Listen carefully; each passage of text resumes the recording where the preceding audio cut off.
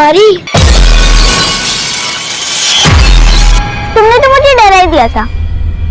पता है आज स्कूल में ना सारी टीचर तुम्हें ढूंढ रही थी, लेकिन हमको तो पता ही था कि सरोज तुम कुछ बोल कर नहीं रही। बोलो ना कुछ। अरे सरोज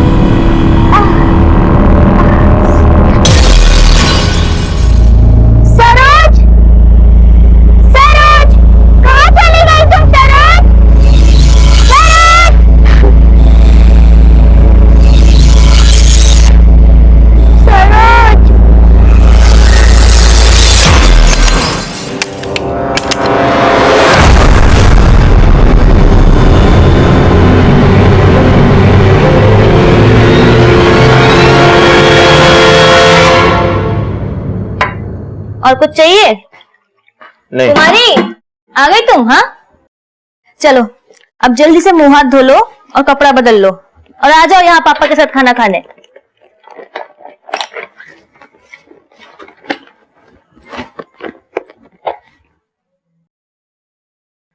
कुमारी ये क्या है? डब्बा फुल क्यों है? हम तो डब्बा खाए थे। तो ये क्या है? लेकिन सरोज तो हमारा डब्बा पूरा चट कर गई थी। सरोज? हाँ, सरोज के डब्बे में से हमने पराठे और अचार और सरोज ने हमारे डब्बे में से खाना खाया, लेकिन ये भरा कैसे रह गया? सरोज सरोज कहाँ लगा रखा तुमने? हाँ ये सरोज सिर्फ तुमको दिखती है, पूरी दुनिया में किसी को नहीं दिखती। पगला नहीं होगा? भुवनेश्वरी आराम से बोलो, बच्चे। आराम से बोले। इस सरोज का भूत अपना पीछा नहीं छोड़ता। पहले हमारे पीछे था, अब इसके पीछे पड़ चुका है।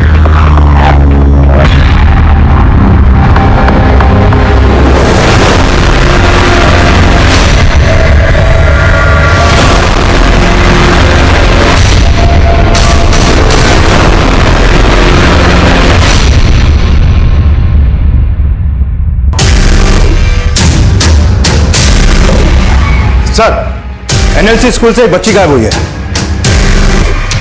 कौन बच्ची? एनएलसी? ये तो वही स्कूल है जहां सरोज पढ़ती थी। हाँ सर, और अभी जो बच्ची गायब हुई है उसका नाम कुमारी है। कुमारी? ये वही बच्ची है ना जिसके साथ सरोज खेल रही थी जब वो गायब हुई? Right sir. पहले सरोज और अब ये कुमारी, 7 दिन के अंदर अंदर एक ही स्कूल और मोहल्ले की 2 बच्चियां गायब। नमस्कार, आदाब। क्राइम पेट्रोल दस्तक में मैं इंस्पेक्टर आदिल खान आप सबका स्वागत करता हूं। जब भी हमें बच्चों से जुड़े केसेस इन्वेस्टिगेट करने के लिए मिलते हैं तो उन्हें जस्टिफाई करना हमारे लिए सबसे ज्यादा चैलेंजिंग होता है। बिहार के मखनीपुर थाने में एक के बाद एक 2 बच्चियों के मिसिंग केसेस हमारे सामने आए। इस केस की पहली विक्टिम थी सरोज, पर 1 हफ्ता गुजरने के बाद भी सरोज की तलाश नाकाम रही थी और तभी एक दूसरी बच्ची कुमारी भी गायब हो गई। जुर्म 2 थे लेकिन दस्तक एक जैसी, जिसे 2 मासूम भांप ही नहीं पाए।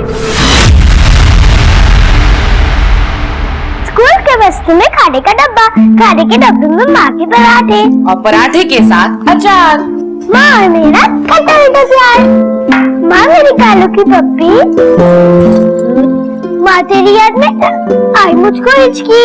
वाह बेटा सरोज, तुम तो सारा कविता माँ पर ही लिख दी। पापा को भी तो शामिल करो।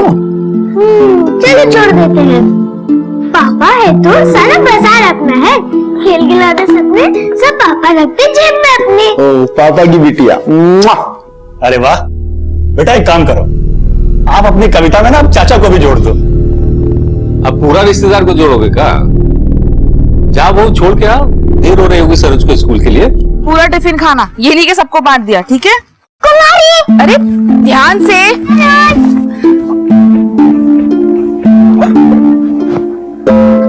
आज तुमने इतना टाइम क्यों लगा दिया? असल में ना माँ को टिफिन बनाने में टाइम लग गया। अच्छा माँ, मैं और कुमारी ना एक साथ चले जाएंगे। हाँ माँ, आप लोग घर जाओ, तीनों लोग चलते। तेरा ना दोस्त का बहन। कितना पक्का दोस्ती है ना दोनों का। अरे दोस्त का दोनों बहनें हैं, बिल्कुल फिल्म की तरह, 2 जिस्म एक जान।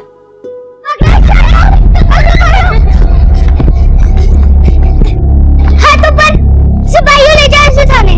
अब सरोज हम हमारा टर्न। अब ऐसा कोई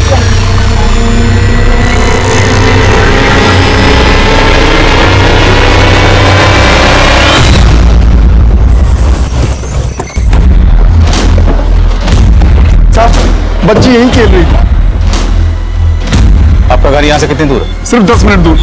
तो भाई पूछो आसपास।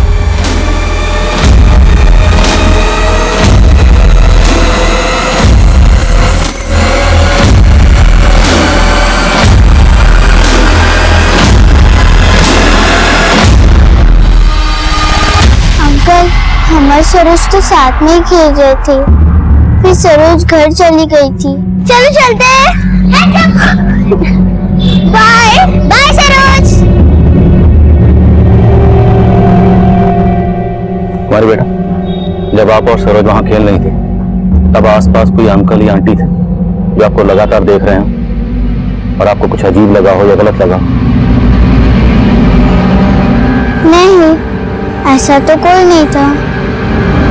साहब, हम लोगों ने हर जगह तलाश किया पर कहीं भी कुछ मिला नहीं। रात हो गई, हमें बहुत चिंता हो रही। देखिए, आप फिक्र ना करिए, हम आपकी बच्ची को ढूंढने की पूरी कोशिश कर रहे हैं, मिल जाएगी। सर, घबरा उस एरिया को अच्छे से सर्च किया लेकिन सरोज का कुछ भी पता नहीं चला। देखो, घर से लेकर जहां पर बच्चियां खेल रही थी तकरीबन 10 मिनट का रास्ता है, तो मतलब साफ है, या तो बच्ची खुद अपनी मर्जी से कहीं चली गई है या फिर उसे किसी ने गायब किया है। एक काम करो, इस घर से लेकर जहां पर बच्चियां खेल रही थी पूरे रास्ते में सबसे पता करो, शायद किसी ने कुछ देखा। साहब, सरोज सिर्फ 10 साल की है, उसे कुछ भी हो गया तो। देखिए, आपकी बच्ची को कुछ नहीं होगा, आप हौसला रखिए, बच्ची मिल जाएगी आपकी। हम उसे ढूंढने की पूरी कोशिश करें, आप संभालिए ना।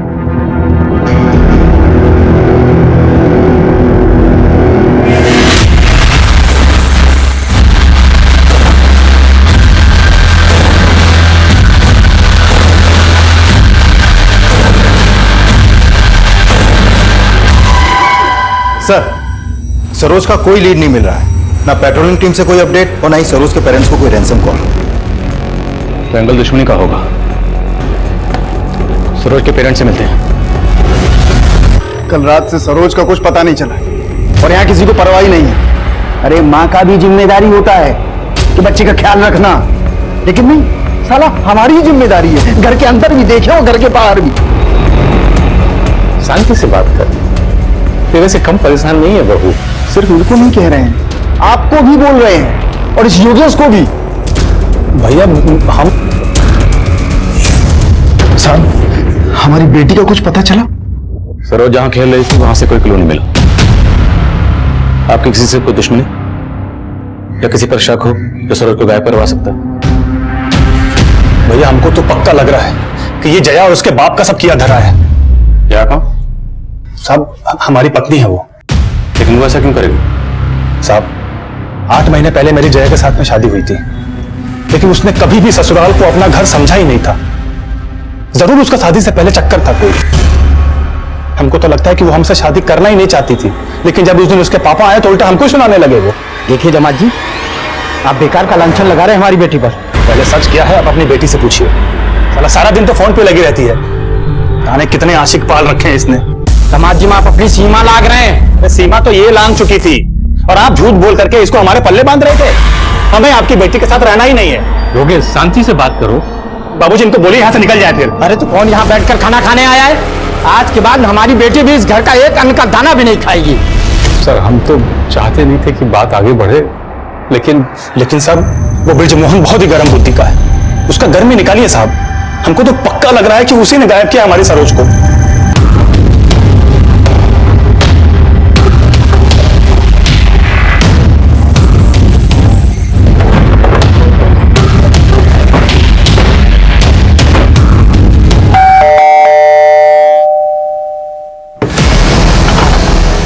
ब्रिजमोहन गुप्ता? जी सर। Search warrant. सर, किस बात की तलाशी सर?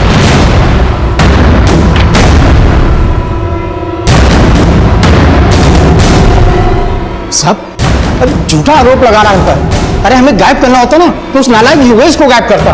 देखो, अगर सरोज को कहीं और छुपा के रखा है तो अभी बता दो। सर, हम सच कह रहे हैं, योगेश जबरदस्ती हम पे झूठा इल्जाम लगा रहा है। साहब, हमारा दामाद बहुत पहुंचा हुआ खिलाड़ी है। जैसे उसका तलाक करवा रहे हैं ना, गुजारा भत्ता ना देना पड़े इसलिए पैतरे चल रहा है। आपको सर्च करना है बेशक कीजिए, लेकिन बाद में आपको कहानी उल्टा ही मालूम पड़ेगा। सर, कुछ नहीं मिला।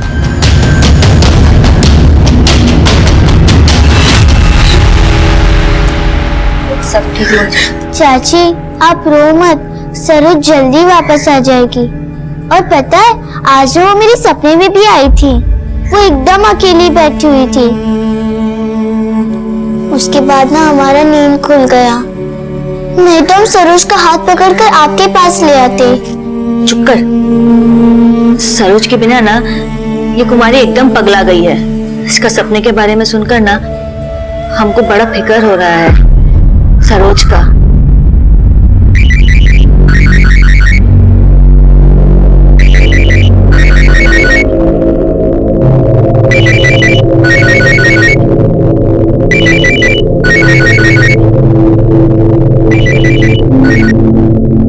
दीदी हमें सरोज का सुनकर बहुत बुरा लगा। जब से ये खबर सुना है हम तो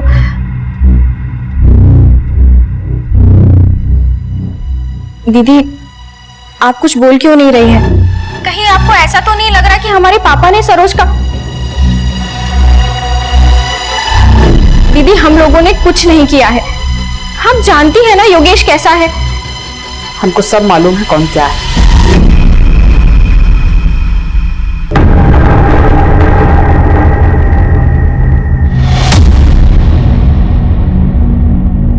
कहाँ देख रहा है बे? योगेश भाई फोन दो ना योगेश भाई। साला तुम में सुधरेगा नहीं कभी। इधर मसवा कहाँ है? वो तो आया नहीं 3-4 दिन से। योगेश, सरोज का कुछ मालूम चला? नहीं भैया कुछ पता नहीं चला अभी तक, लेकिन जल्दी ये मालूम चल जाएगा। बताना। सर माना कि ब्रिजमोहन का मोटिव सरोज को गायब करने का है, लेकिन उसकी एक्टिविटीज और कॉल रिकॉर्ड्स में कुछ भी सस्पिशियस नहीं मिला है। सरोज के चाचा और चाची ने हमें जो कहानी सुनाई तो उसमें से किसकी कहानी सच्ची लगती है? हो सकता है दोनों गलतफहमी का शिकार हो। लेकिन दोनों एक दूसरे पर बढ़ चढ़कर शक जता रहे हैं। कोई ना कोई तो गलत जरूर है। योगेश, उसकी बीवी और ससुर ब्रिजमोहन, तीनों को अच्छे से खंगालो और बाहर के एंगल भी। सरोज के स्कूल और मोहल्ले के आसपास में सबसे पता करो। 10 साल की बच्ची गायब हुई। किसी ना किसी का कोई ना कोई मोटिव तो जरूर रहा होगा। हम सरोज को ढूंढने की हर मुमकिन कोशिश में लगे हुए थे, लेकिन हम नहीं जानते थे कि सरोज की दोस्त कुमारी भी ठीक उसी तरह अनजान परिस्थितियों में गायब होने वाली थी। कुमारी के गायब होने से हम पर दबाव और बढ़ गया था, क्योंकि अभी तक हम सरोज को ढूंढने में नाकाम रहे। कुमारी की मिसिंग रिपोर्ट लिखवाते वक्त कुमारी के माँ बाप ने किसी पर शक नहीं जताया, पर कुमारी की दिमागी हालत से जुड़ी जो बातें सामने आई थी वो हैरान करने वाली थी। साहब, सरोज जब से गायब हुई थी ना, कुमारी अपना सुध-बुध ही खो बैठी थी। मतलब? साहब उसे सरोज का भूत दिखाई देता था। सरोज का भूत? सर दरअसल कुमारी सरोज से बहुत ज्यादा अटैच थी। जब से सरोज गायब हुई थी कुमारी को एक गहरा सदमा लगा था, और शायद इसी वजह से कुमारी सरोज को हेलुसिनेट करने लगी थी। हेलुसिनेट मतलब? कुमारी को लगता था कि वो वाकई सरोज को देख रही है। साहब से दिखाई नहीं देती थी, वो अपने में बड़बड़ाती रहती थी, ऐसे जैसे सरोज से बात कर रही हो। एक दिन तो उसने बोला कि सरोज उससे बात करते करते उसका टिफिन का खाना खा गई। कुमारी, ये क्या है? डब्बा फुल क्यों है? लेकिन सरोज तो हमारा डब्बा पूरा चट कर गई थी। सर हम तो कुमारी को किसी अच्छे काउंसलर को दिखाना चाहते थे, लेकिन उसके पहले ही ये सब। देखिए जैसा आप लोग बता रहे हैं, उसे तो लगता है कि सरोज के जाने से कुमारी को गहरा सदमा पहुंचा था। कहीं ऐसा तो नहीं कि कुमारी खुद अपनी मर्जी से कहीं चली गई है? साहब इतनी छोटी सी बच्ची अपने आप कहाँ जाएगी? तो हो सकता है कुमारी को किसी ने गायब किया हो। आप लोगों को किसी पर शक है? नहीं साहब, हमको तो खुद कुछ समझ नहीं आ रहा है।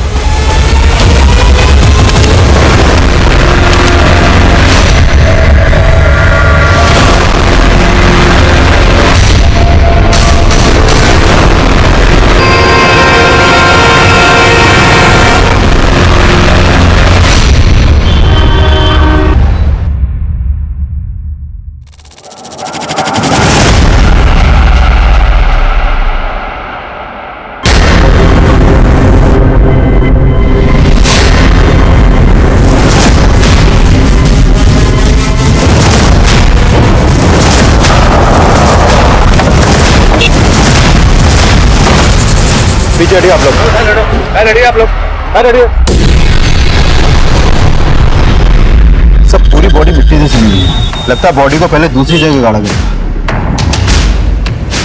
लेकिन अगर बॉडी को कहीं दूसरी जगह गाड़ा गया था, फिर वहां से निकालकर यहाँ डंप क्यों किया गया? सर सरोज 8 दिन पहले गायब हुई थी और इस बॉडी की कंडीशन देख के लगता है कि इसका मर्डर काफी पहले हुआ है। तो ये सरोज तो नहीं।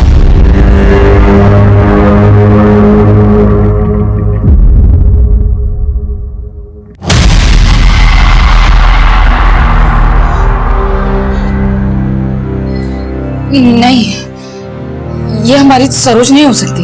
मैं मानता हूं बॉडी को पहचानना मुश्किल है, पर हमें बॉडी पर से ये कपड़े और ये लॉकेट मिला। क्या है सरोज की?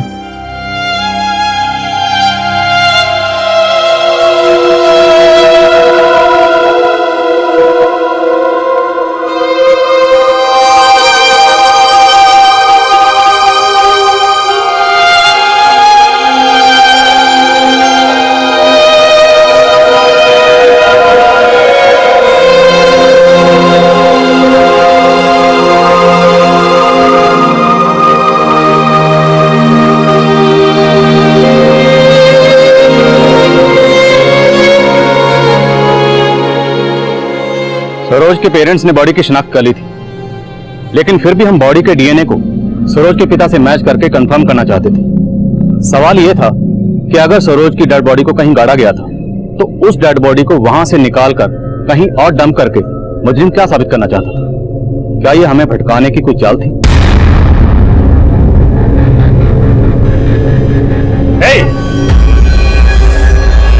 तुम्हारी हिम्मत कैसे हुई यहाँ आने की?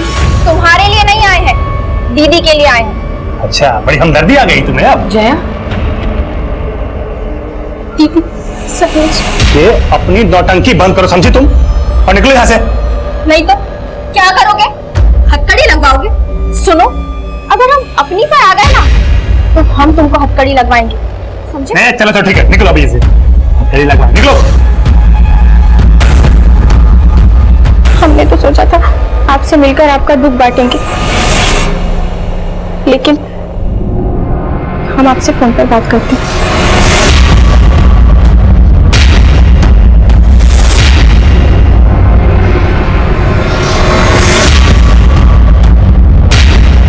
सर सरोज को मार के गाड़ने वाला खुद अपने पैरों पर कुल्हाड़ी मारने की गलती तो करेगा नहीं, और वो भी ऐसी गलती कि गला मुर्दा खुद हमारे सामने आ जाए। दुबे, क्रिमिनल दिमाग के घोड़े टेढ़ी चाल भी चलते हैं, लेकिन सबसे अहम सवाल यह है कि सरोज को मारने के बाद कुमारी को गायब करने का मकसद क्या था?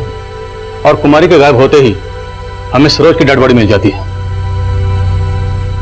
पक्का कोई गेम खेल रहा है। सब कुमारी के पेरेंट्स ने तो किसी पे भी शक नहीं जताया, लेकिन सरोज के माँ बाप ने सिर्फ ब्रजमोहन पे शक जताया है। और अगर मान भी लें कि सरोज की हत्या के पीछे ब्रजमोहन का ही हाथ है, लेकिन कुमारी को गायब करने के पीछे इसका क्या मकसद हो सकता है? बाहरी एंगल से कुछ नहीं मिल रहा, लगता अब हमें इनकी जड़ों में उतरना पड़ेगा। पता करो कि सरोज की डेड बॉडी को कहां गाड़ा गया था। सरोज की डेड बॉडी हमें इस ब्रांड की सीमेंट की बोरी में मिली थी, तो हो सकता है जहां पर डेड बॉडी को गाड़ा गया आसपास कंस्ट्रक्शन का काम चल रहा। इस ब्रांड की सीमेंट को सप्लाई करने वाले डीलर से मिलो और पता करो कि यह सीमेंट पिछले दिनों कहां सप्लाई हुआ। कभी कभी क्राइम सीन भी क्रिमिनल की लीड ले सकता है। जब से सरोज का सुने तब से लग रहा है कहीं कुमारी भी तो। भैया हमारी बात मानो या ना मानो, लेकिन जब से सरोज के बाद ये कुमारी गायब हुई है ना, हमको बार बार अंगद का शक्ल दिमाग में आ रहा है। मगर वो बात को तो बीते बहुत अरसा हो गया है। हम मानते हैं कि बहुत टाइम बीत गया है, लेकिन तभी अंगद को इन दोनों से कितना तकलीफ था, भैया आपने भी देखा था ना।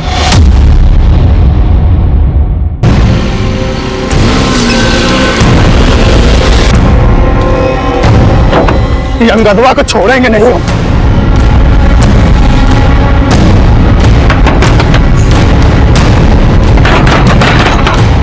अरे क्या कर रहे तुम लोग? ले चल। अरे क्या हुआ? कहाँ सब? कहाँ कर रहे हो? अरे हमने कुछ नहीं किया। हेलो, सरोज को तो छोड़े नहीं, कुमारी कहाँ?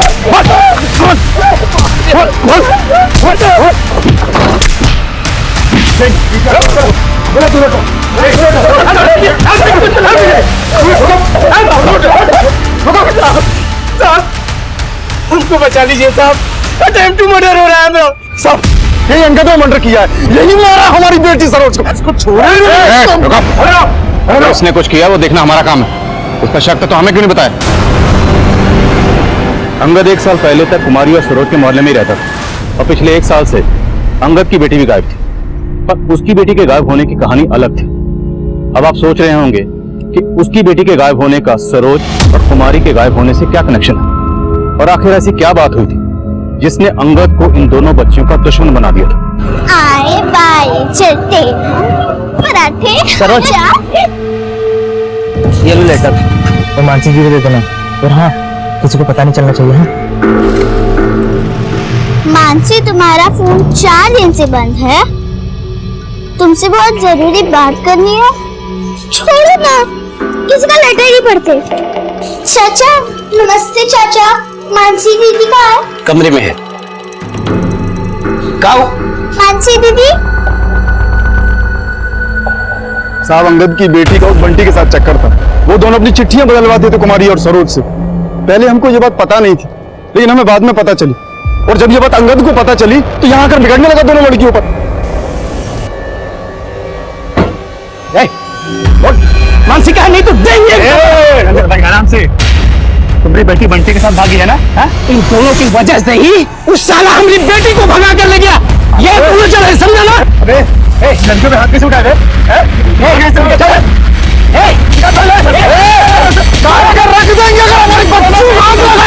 हमें तो लगता है साहब साल भर से गुस्सा पाल रहा था। ये काम उसी ने किया है। सरोज को तो आप बचा नहीं पाए, कुमारी को बचा लीजिए। उसे अंगद भाई के पास होगी कुमारी। साहब उस वक्त हमारी बेटी भाग गई थी। इसे गुस्से में आकर हमने उल्लू जुलूल बोल दिया। बोलने नहीं गया था। तेरा बस चलता तो उसी समय दोनों बच्चों को खत्म कर देता। नहीं साहब, ये बात को तो पूरे 1 साल हो गए। अगर हमको कुछ करना होता तो हम 1 साल पहले कर देते ना। कितना शातिर गेम खेला है तूने। पहले अपने बदले के लिए सरोज को खत्म करके उसको गाड़ दिया, और अब कुमारी को गायब करके सरोज की लाश को सड़क पे फेंक दिया ताकि तेरे पे शक ना जाए। आप हमारी बात को समझते काहे नहीं? हम कुछ नहीं किए। उन गुंडों के नाम बोल जिनके साथ तू 1 साल पहले उन दोनों बच्चों को खत्म करने गया था। आपको किसने बता दिया कि ये लोग गुंडे थे? वो लोग हमारे दोस्त थे साहब। उन दोस्तों के नाम बोल। साहब बताता हूँ। उनका नाम बंटी, ललन और गोविंद था।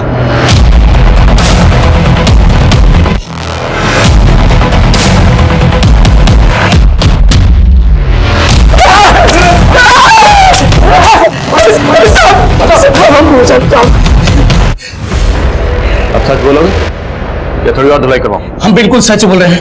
हमने कुछ नहीं किया। ये ऐसे नहीं मानने वाले। चलो रखो। अंगद और उसके साथी अपने बयान पर कायम थे और हम एरिया के कई हिस्ट्री शीटर्स को खंगाल चुके थे, लेकिन कुमारी की कोई लीड नहीं मिल रही थी और ना ही उस जगह का पता चल पाया था जहां सरोज को गाड़ा गया था। तभी सरोज की पोस्टमार्टम रिपोर्ट आई।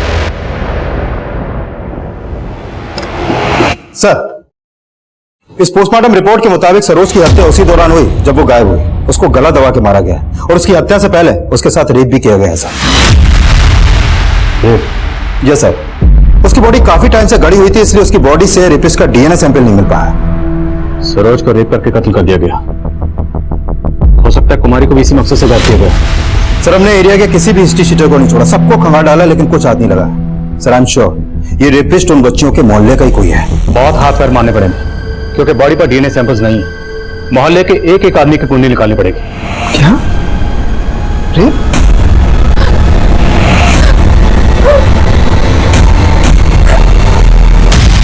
सरोज के साथ इतना कुछ।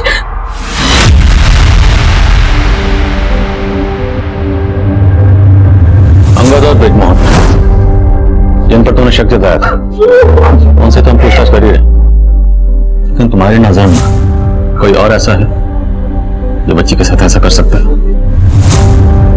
हम क्या बताएं साहब, अब कोई छोटी बच्ची के साथ ऐसा कर सकता है, ये सुन के तो मेरा दिमाग काम करना बंद कर दिया है। सर, 15 दिनों से आप कुछ नहीं कर पा रहे, सिर्फ आश्वासन दे रहे हैं। हमको आश्वासन नहीं चाहिए, हमको हमारी कुमारी चाहिए। हमारी सरोज को तो आप ढूंढ नहीं पाए, कम से कम कुमारी को ही ढूंढ दीजिए। हम विनती करते हैं सर आपसे। कब से हमको तो घुमाया जा रहा है। अरे हाँ, छोड़िए हमको। कहना क्या चाहते हो? तू अच्छे से जानता है कि हम क्या चाहते हैं। बता रमेश कहाँ है? रमेश बताया तो है तुमको, पटना गया है नौकरी के लिए, और तुम ना बेकार मुझ पर शक कर रहे हो।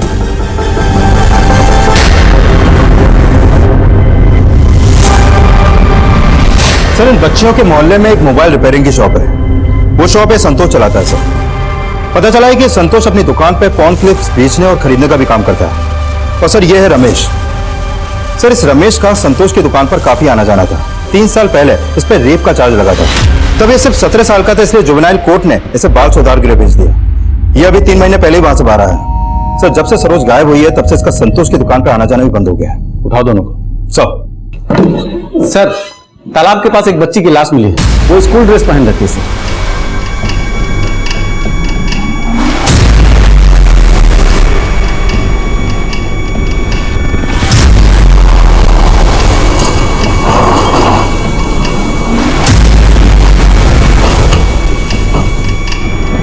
चलिए हटिए साइड।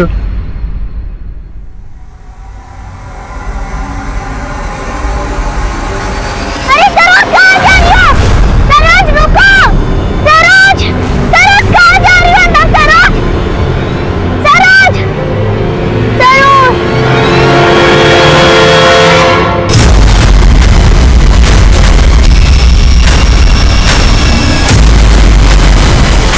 सर, ये कुमारी की ही बॉडी। सरोज की बॉडी को रेप करने के बाद मिट्टी में गाड़ा गया और कुमारी की लाश को पानी में फेंका गया। जरूर मकसद डीएनए सैंपल रजिस्टर करने का। बॉडी को पोस्टमार्टम के लिए भेजो और कुमारी के माँ बाप को इन्फॉर्म करो। सर,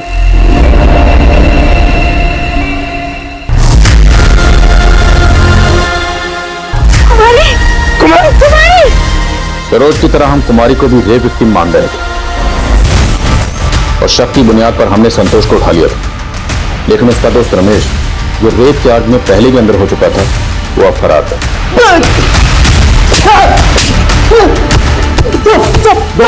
दो रमेश कहाँ है? पटना में साहब। पटना में कहाँ? पटना मालूम नहीं साहब। फोन क्लिप का धंधा करता है ना तू? तेरी दुकान से बहुत सारे असली वीडियोस के सीडीज भी मिले हैं और रमेश भी ये सब करता है तेरी दुकान पे, है ना? करते थे साहब, करते थे, लेकिन और लोग भी तो देखते हैं साहब। वो सरोज का चाचा, वो भी तो देखता है साहब। योगेश। हाँ साहब, मानता हूँ मेरा धंधा गलत है और रमेश का हिस्ट्री, लेकिन साहब ना मैंने कुछ किया है ना ही रमेश ने। साहब वो तो डर के गायब हो गया साहब। मुझे लगा कि उसकी हिस्ट्री की वजह से आप लोग उसे उठा लोगे। ऐसे नहीं बोलेगा तो चलो ऐसा। संतोष अपने बयान पर कायम रहे और रमेश फरार था। और मालूम चला था कि योगेश का संतोष और रमेश इन दोनों के साथ उठना बैठना था, इसलिए हमने योगेश से भी क्वेश्चनिंग की। साहब, हमको तो पहले से ही रमेश और संतोष पे शक था। तो फिर ब्रिजमोहन और अंगद का नाम क्यों लिया था? वो इसलिए कि उनसे थोड़ी पुरानी पहचान थी हमारी और उनकी हरकतें भी कुछ ठीक नहीं थी साहब, इसलिए वो दोनों हमारे डाउट में थे। उनके ऊपर डाउट हो रहा था या उन पर डाउट डाल के खुद को डाउट से निकालना चाहते थे? हमने योगेश और संतोष से सच उगलवाने के लिए कई पैंतरे अपनाए, लेकिन फिर भी हमें वो जवाब नहीं मिल रहे थे जिसकी उम्मीद हम कर रहे थे। हमें लग रहा था कि सरोज की तरह कुमारी का भी रेप हुआ होगा, पर कुमारी की पोस्टमार्टम रिपोर्ट ने हमारे इस अंदाजे को गलत साबित कर दिया। कुमारी की हत्या भी सरोज की तरह गला दबाकर ही हुई थी और उसका रेप नहीं हुआ था। इन दोनों क्राइम्स के पीछे का कोई भी पुख्ता मोटिव हमारी नजर में नहीं आ रहा, लेकिन तभी एक ऐसा फैक्ट सामने आया जिसने हमें और भी उलझा कर रखी। सर, इस डीएनए रिपोर्ट में एक हैरान करने वाली बात सामने आई है। जो बॉडी उस सीमेंट की बोरी में मिली थी, उसका डीएनए सरोज के फादर घनश्याम से मैच ही नहीं करता है। लेकिन बॉडी पर जो कपड़े और लॉकेट था वो तो सरोज पे था और खुद सरोज के माँ बाप ने बॉडी की शिनाख्त की। इनसे डीएनए रिपोर्ट से साफ है कि सरोज घनश्याम की बेटी है ही नहीं। लेकिन उनके हावभाव से तो बिल्कुल नहीं लग रहा था कि वो सरोज की बॉडी नहीं होगी। तो फिर उन्होंने किसी और की बॉडी को सरोज की बॉडी क्यों कहा? चक्कर क्या है? हम बॉडी का डीएनए सरोज की मां से भी मैच करके देखना चाहते थे और जो नतीजा सामने आया उसने इस केस का रुख ही मोड़ दिया।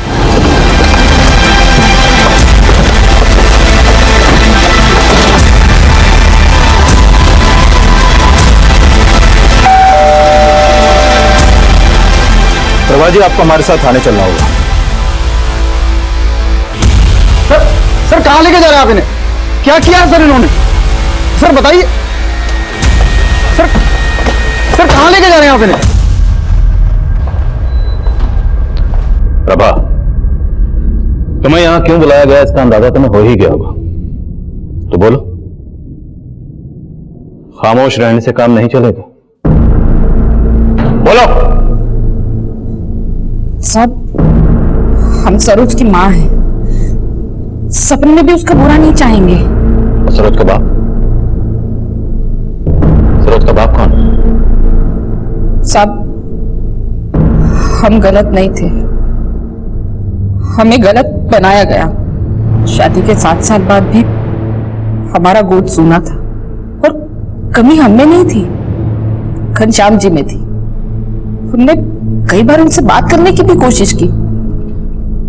सुनिए, वो हाँ बोलो। वो डॉक्टर नहीं कह रहे थे हमसे, आप भी एक बार चेकअप करवा लेते, हो सकता है कि कमी। आप क्या बकवास कर रही हो तुम? खुद मां नहीं बन सकती हो और हमारी मर्दानगी पर शक करती हो। नहीं, हमारा वो मतलब नहीं। बस और जेल लिया हम तुमको। अब हमें बच्चा नहीं दे सकती हो तो तुम्हारा इंतजाम कर देंगे हम। घनश्याम जी ने तो दूसरा शादी करने का मन भी बना लिया था। हम हर संभव कोशिश करके थक चुके थे, कुछ समझ ही नहीं आ रहा था क्या करें। कुमारी के मम्मी पापा मुन्ना जी और भुवनेश्वरी हमारे यहाँ किराए पर रहते थे। तब भुवनेश्वरी माँ बनने वाली थी। अरे वो डॉक्टर की फाइल कहाँ है? अरे वो तो ऊपर ही रह गई। अच्छा तुम बैठो, मैं लेकर आता हूं। बैठे आराम से। अरे भुवनेश्वरी, आराम से आराम से आराम से, ध्यान रखना चाहिए ना। हाँ, और तुम खाना पीना ठीक से कर रही हो कि नहीं? हाँ, कुछ भी चाहिए तो मुझे बोल देना, मैं बना के खिला दूँ। ओ मैडम, ओ दूसरों को ज्ञान दे रही हो, कभी अपने ऊपर भी ये ज्ञान अमल कर लिया करो। और इतना ही तुमको पता है तो खुद का ही नहीं बच्चा पैदा कर लेती हो। चलिए ज्ञान देने जाओ, जो काम करो अपना, चलो जाओ। क्या हुआ भाई साहब? छोटी छोटी बातें आप भाभी का कितना अपमान कर देते हैं। भगवान के घर देर है, अंधेर नहीं है, सब सही हो जाएगा। अंधेर नहीं है, आराम से।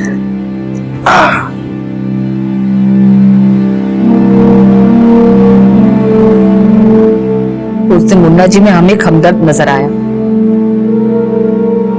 हम गलत नहीं थे, मजबूर थे। कोई था ही नहीं हमें समझने वाला। मां न बनने के कलंक से बचने के लिए हमने खुद को कलंकित करने का सोच लिया था। हाँ भाभी, आपने बुलाया? हम जानते हैं कि ये कहकर शायद हम आपकी नजर में गिर जाएंगे।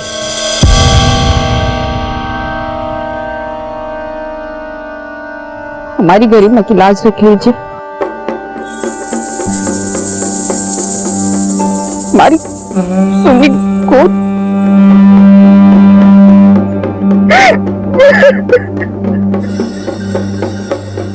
हम तो बस मां बनना चाहते थे और प्रेग्नेंट होने के बाद हमने मुन्ना जी से कोई रिश्ता नहीं रखा और ना ही मुन्ना जी ने कभी ऐसी कोई कोशिश की। घनश्याम जी को तो ये लगता रहा कि सरोज उन्हीं की बेटी है। माना कि हमने पाप किया, लेकिन हमारे पाप की सजा सरोज को क्यों दी उसने? उसने?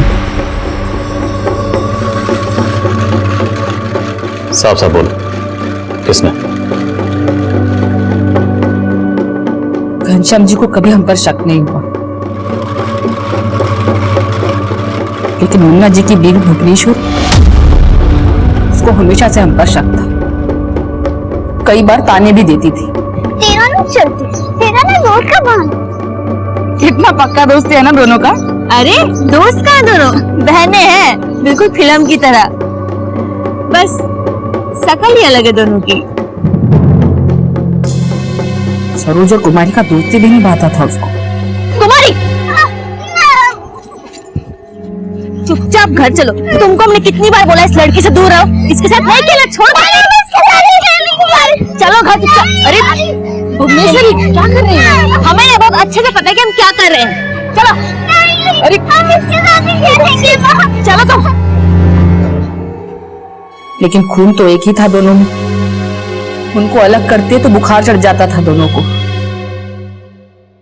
इसलिए थक हार के भुवनेश्वरी ने चुप्पी मार ली। लेकिन जब सरोज गायब हुई तो हमें उसी पर शक हुआ। जब आप और सरोज वहां खेल रही थी, तब आसपास कोई अंकल या आंटी थे जो आपको लगातार देख रहे हैं और आपको कुछ अजीब लगा हो या गलत लगा बस आपको बता नहीं पाए। हमें बता नहीं पाई, लेकिन भुवनेश्वरी से तो बदला ले लिया ना। जिस वक्त जहां कुमारी का कत्ल हुआ उस वक्त वहां पर तुम्हारा फोन एक्टिव था।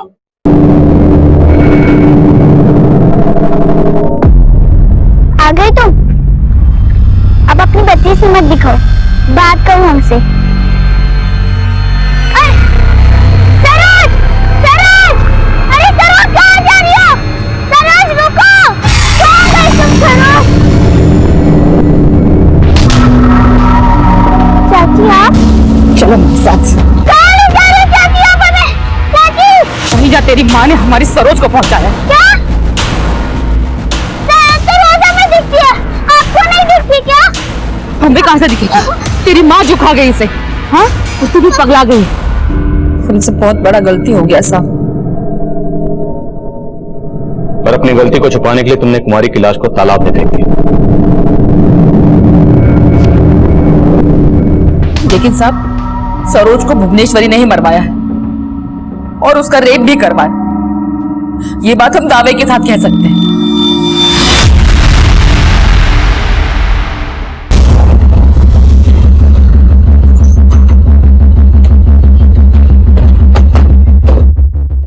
हाँ साहब, हम मानते हैं, ये हमें पहले से ही पता था। सरोज मुन्ना जी और प्रभा की ही बेटी है। लेकिन साहब, हम इतने गए गुजरे नहीं है जो इतना घिनौना काम करेंगे। सर, हम तो चाहते थे कि हम अपनी बच्चियों को पढ़ा लिखा के उन्हें एक अच्छा भविष्य दें।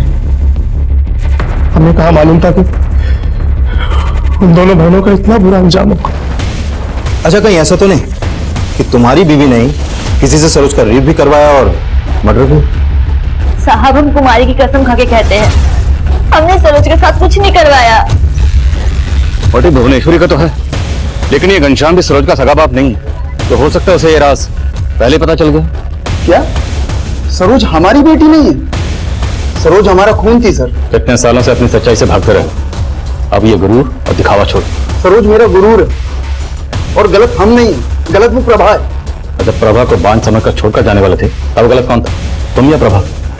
एक बार फिर से पूछना, सरोज के साथ क्या किया था? सर, हमने कुछ गलत नहीं किया, हम उसके पिता हैं, हम उसके साथ कैसे गलत कर सकते हैं?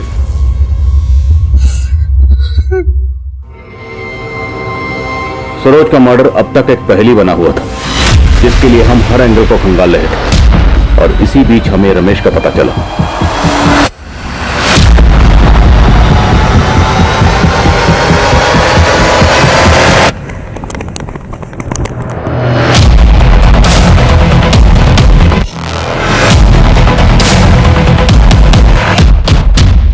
लेकिन औरों की तरह रमेश भी कुछ कबूल नहीं कर रहा था, और हमारी मुश्किल ये थी कि रेपिस्ट ने सरोज की बॉडी से डीएनए सैंपल्स भी मिटा दिए, और अब हमारे सामने सिर्फ एक ही रास्ता बचा, वो था उस जगह का पता लगाना जहां सरोज की बॉडी को गाड़ा गया था, जिसकी कोशिश हम शुरू से कर रहे थे।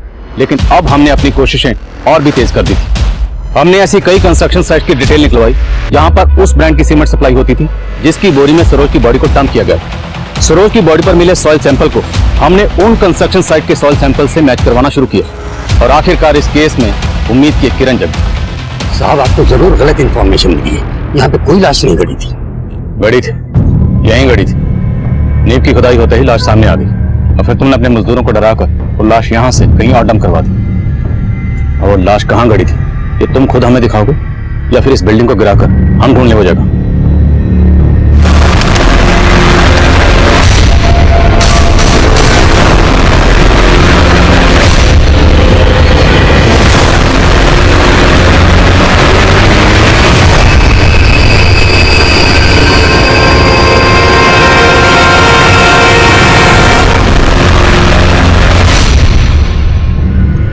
साहब, हमको गलत मत समझिएगा। पहली बात तो कई दिनों से काम बंद था, दोबारा जब काम शुरू किया तो अपने प्लाट पे लाश देखकर हम डर गए। हम डर गए कि कहीं हम फंस न जाए। इस डर से हमने लाश को कहीं और फेंकवा दिया। हमने कोई कांड नहीं किया ऐसा। वो तो हम पता लगा लेंगे, लेके जाओ। चल चल। एक मिनट रुको।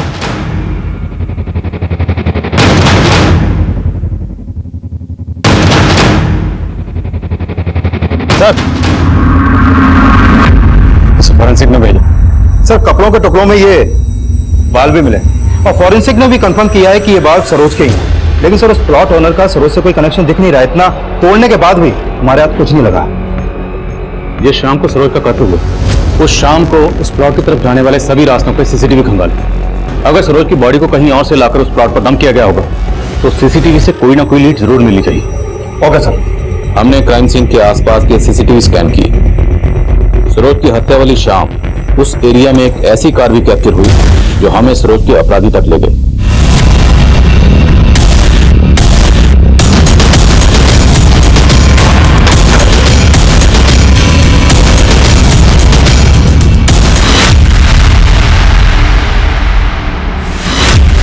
हाँ साहब, उस शाम सरोज के दादाजी कार से उसे ढूंढने गए थे।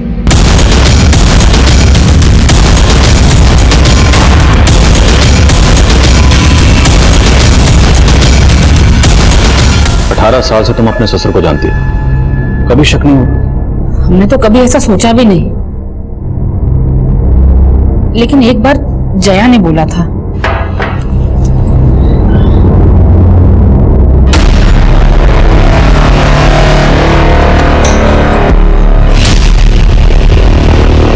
जया, क्या हुआ? जब जया ने हमें उस बारे में बताया तो हमने उसे ही समझा दिया कि वो गलत सोच रही है। गलती हमारी ही थी, हम ही बाबूजी की गलत नजर को भांप नहीं पाए। 10 साल की बच्ची को भी नहीं छोड़ा। भटक गया था साहब। उस दिन जब प्रभा बाजार गई, मैं घर में अकेला था, तो पीने बैठ गया और अचानक कमरे में सरोज आ गई। दादू, मेरा बैग देखा क्या?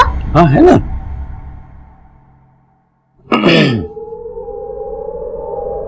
सरोज? हाँ दादू।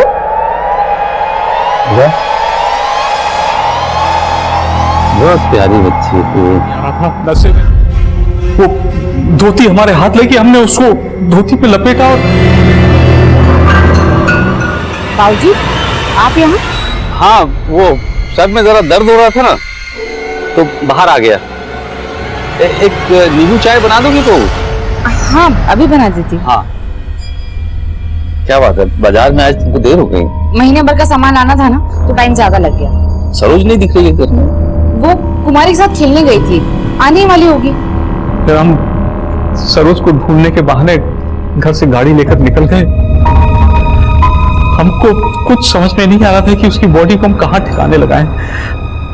एक सुनसान जगह दिखी तो साहब, हमने कई बार सोचा कि आपके पास आकर हम अपना गुनाह कबूल कर लें, लेकिन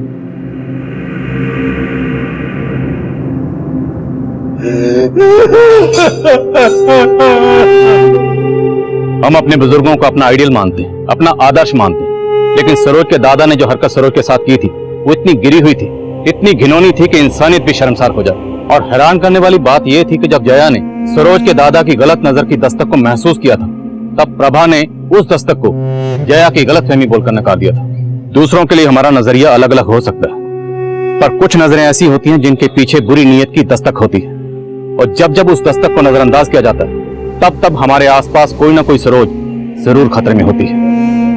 अब देखते हैं हमारे आज के एपिसोड की दूसरी कहानी।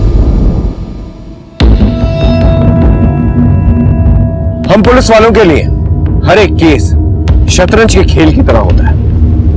कोई भी एक गेम दूसरे गेम से नहीं मिलती। मैं सीनियर इंस्पेक्टर हिमांशु रावत। जब मैं सीतापुर में पोस्टेड था तो एक हैरत अंगेज केस आया मेरे पास, बिल्कुल इस शतरंज की खेल की तरह, बुरी तरह से बिखरा हुआ। हर एक मोड़ पे एक नया खतरा, एक नया चैलेंज। लेकिन मैं और मेरी टीम ने यह फैसला कर लिया था, इस बिखरे हुए केस को सुलझा कर रहेंगे। और एक और बात, जब इस केस से जुड़े क्रिमिनल्स के मोटिव्स जानेंगे ना, तो आप भी हैरान रह जाएंगे। ज्योति माता की, ज्योति माँ की, ज्योति माँ की, ज्योति माँ की। बेटा प्रणाम करो माँ को। प्रणाम माँ। बिजनेस फेल, घर में तनाव, जब तक अनुष्ठान नहीं करोगे तब तक यूं ही चक्कर काटते रहोगे। कारोबार में 10 लाख का नुकसान हो गया। ज्योति माँ का बताया उपाय अपनाया?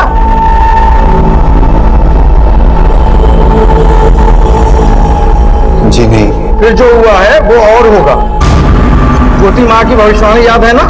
मृत्यु मंडरा रही है तुम्हारे घर पे, जो अनुष्ठान बताया है उसे करो, नहीं तो मृत्यु निश्चित है। मैं करता हूँ। त्रिकाल रक्षा करे। 2 बेटियां हैं ना, 4 साल की और 10 साल की। जी माँ। आओ बेटी, इधर आओ। आजा आजा इधर आजा। हाँ इधर से आओ। जो कहा है वो करो, नहीं करोगे तो मरोगे। इधर आओ।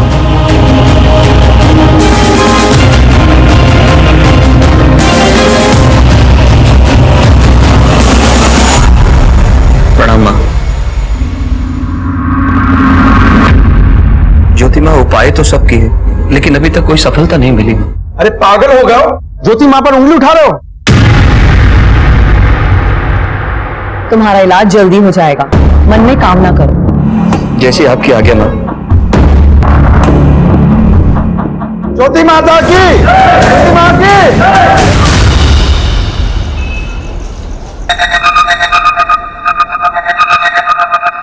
अनिकेत कॉफी।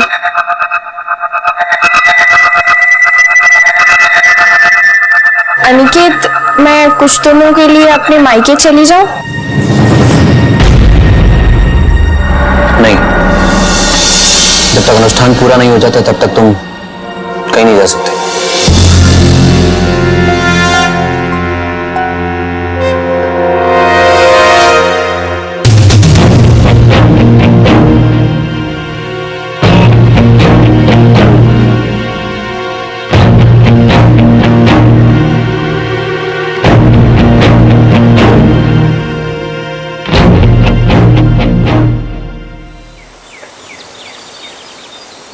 नीलम, बर्तन अच्छे से धोना। बिन्नी, बिन्नी, बिन्नी उठ जाओ। अरे स्कूल के लिए लेट हो रहा है बच्चा, जल्दी से उठ जाओ। अरे उठो, कितना सोती है लड़की। टीना कहाँ है? मुझे नहीं पता मम्मा। ठीक है, तुम जल्दी से रेडी हो जाओ, मैं देखती हूँ। टीना पता नहीं कहाँ चली गई सुबह सुबह। टीना, टीना, टीना।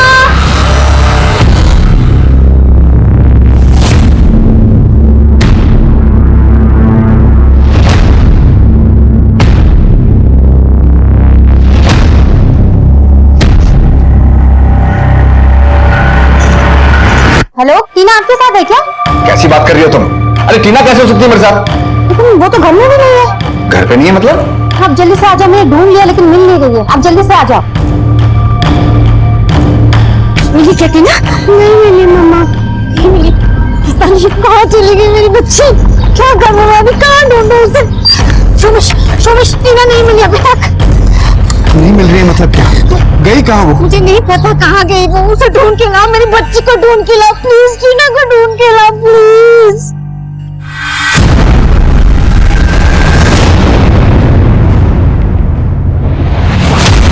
बदे इसे लेके जाओ। सर आपने तो खाया ही नहीं। नहीं, मेरा हो गया, लेके जाओ। Okay sir. आखिरी बार बच्ची को कब देखा? रात में सुला के उनके कमरे से निकली थी मैं। सुबह जब बिन्नी को उठाने गई कमरे में तो टीना नहीं थी। कितने बजे? 8 बजे। आप लोग सोते वक्त फ्रंट डोर लॉक करके नहीं सोते? करते हैं सर, लेकिन मेड, अखबार वाला, दूध वाला आते सुबह तो खोल देते। आपको किसी पे कोई शक? किसी ने कोई दुश्मनी निकाली हो या फिर? जी ऐसा तो कोई नहीं है। आप कहाँ थे जब बच्ची गायब हुई थी? सर मैं फैक्ट्री पे गया था कुछ काम से। इतनी सुबह? जी एक पार्टी के साथ कुछ डील करना था। ठीक है, आप अपनी कंप्लेंट रजिस्टर करवा दीजिए, हम अपनी कार्रवाई शुरू करते हैं। धर्म, टेक चार्ज। सर आइए।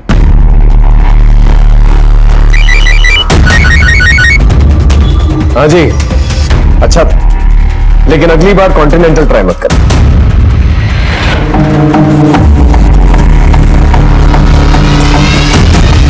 साहब मैं 8:30 बजे आ जाती हूँ। तुमने कहीं टीना को आते जाते देखा? नहीं।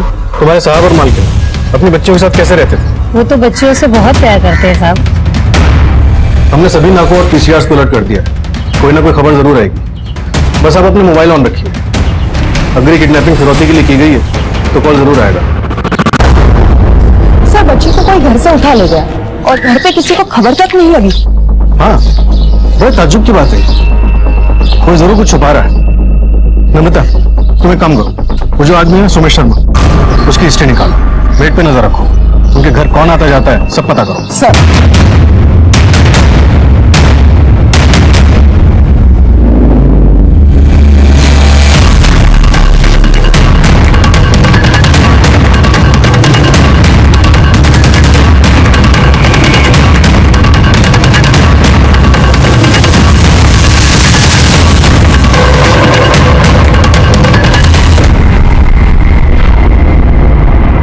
बॉडी को निकलवा।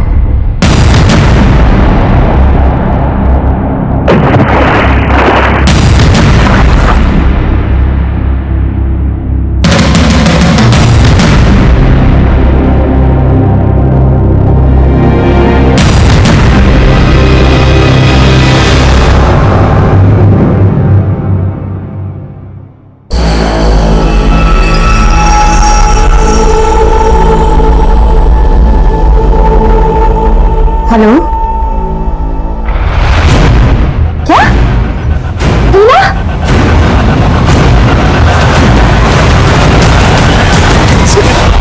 टीना,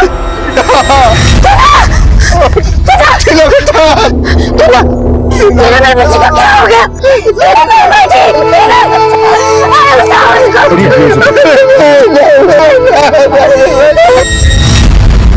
लड़की इस एरिया में अकेले तो नहीं आई होगी, बहुत सुनसान एरिया है, कोई ना कोई इसे लेकर आएगा। गर्दन पे स्ट्रैंगुलेशन मार्क्स है और मुंह के अंदर कपड़ा भी ठुसा हुआ है सर। इस पूरे एरिया को सर्च करवा, कोई ना कोई क्लू जरूर मिलेगा। सर जैसा आजकल हो रहा है, कहीं किसी ने इस लड़की के साथ कोई गलत काम करके तो यहाँ नहीं डाल दिया? अभी फिलहाल कह नहीं सकते। क्या हो गया हमारे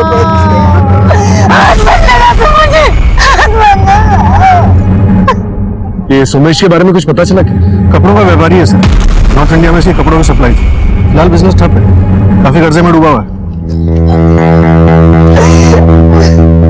सोमेश जी, आपका घर इस जगह से 1-1.25 किलोमीटर दूर है, आप कभी इस एरिया में नहीं साहब, हम लोग कभी इधर नहीं आए। सारी मुसीबत की जड़ यही है। उसको पता था मेरे बच्ची मरने वाली है, जादू तूने से मार दिया उसने। अब कलेजे में पड़ गई डंडे तुम्हारे।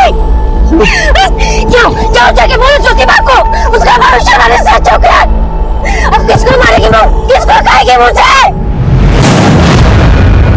ये ज्योति माँ का क्या चक्कर है? कुछ नहीं है साहब, बस मुझे कारोबार में बड़े झटके लगे थे साहब, बहुत नुकसान हो गया था। उसी सिलसिले में उनसे जाके मिल आया था, उन्होंने मुझे कुछ विधि अनुष्ठान बताए थे, मगर सर वीरा को ये सब बिल्कुल पसंद नहीं है। लेकिन वीरा ने तो कहा कि ज्योति माँ ने आपकी बेटी की जान ली। नहीं साहब, उन्होंने तो खाली भविष्यवाणी की थी। कैसी भविष्यवाणी? उन्होंने कहा था साहब, मृत्यु मंडरा रही है तुम्हारे घर पे। 2 बेटियां हैं ना, 4 साल की और 10 साल की। जो अनुष्ठान बताया है उसे करो, नहीं तो मृत्यु निश्चित है। क्या उपाय बता दो?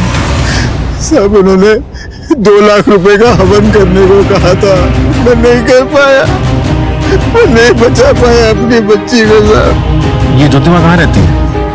यही सदर बाजार में उनका आश्रम साहब।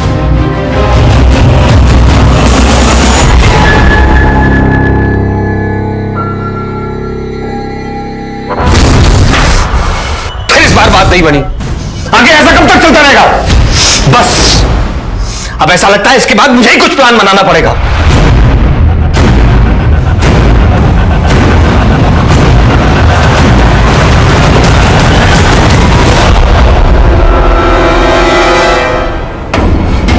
नमस्कार ज्योति,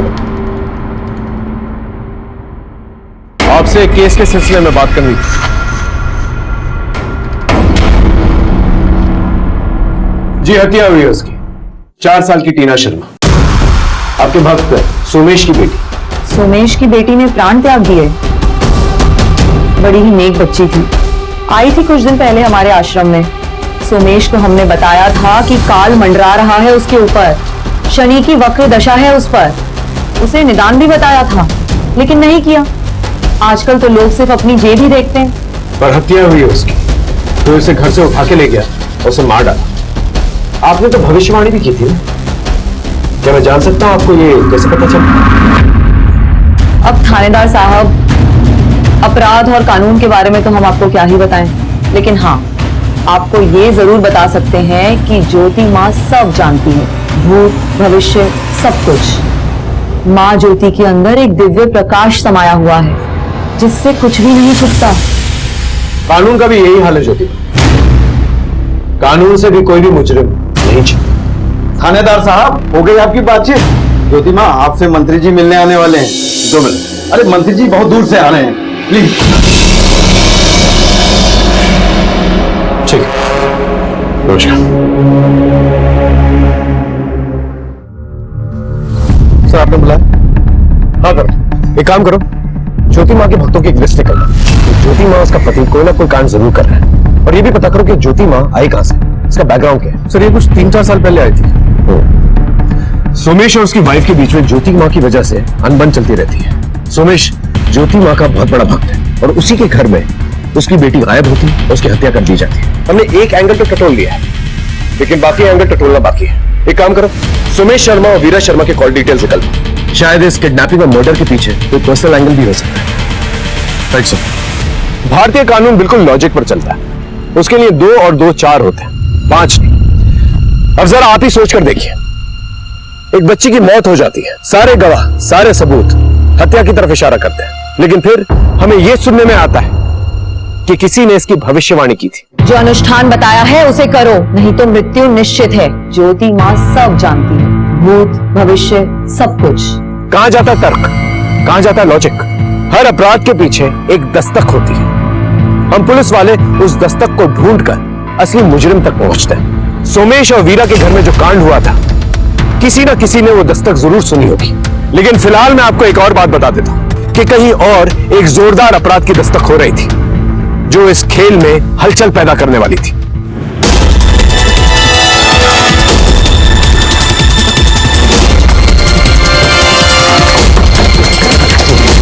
गुड मॉर्निंग सर, आइए इस तरफ।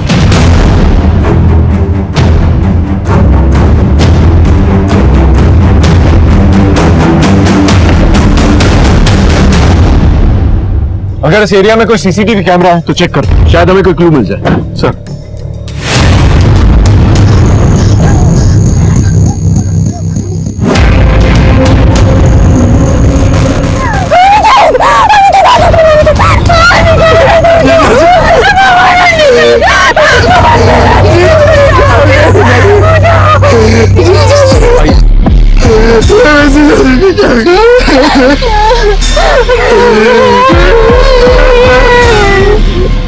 ये अनिकेत की वाइफ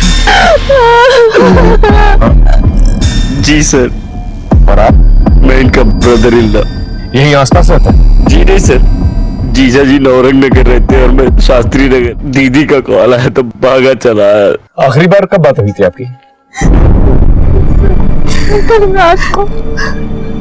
वो बहुत परेशान थे, उन्होंने डिनर भी नहीं किया, किसी से फोन पर बात की और निकल गए। अरे सर हो जाएगा, मैं आपसे मिलकर बात करता हूँ ना बाकी की। अनिकेत, इतनी रात को कहाँ जा रहे हो? क्लाइंट से जरूरी काम है, मिलने जाना। अच्छा सुनो,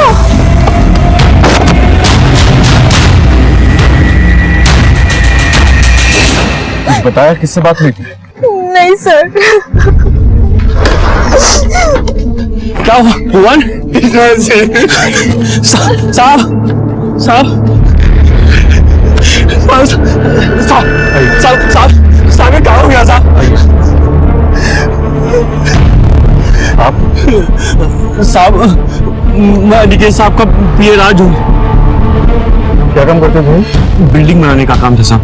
बिजनेस में किसी के साथ कोई अनबन थी? नहीं सर, सब ठीक ठाक चल रहा था। सर ये फोन मिला जेब से। आप जाइए। सर इसमें से सारा डेटा इरेज किया गया है, ना कोई कॉल रिकॉर्ड्स, ना मैसेजेस और ना पिक्स। मतलब मोबाइल फॉर्मेट किया?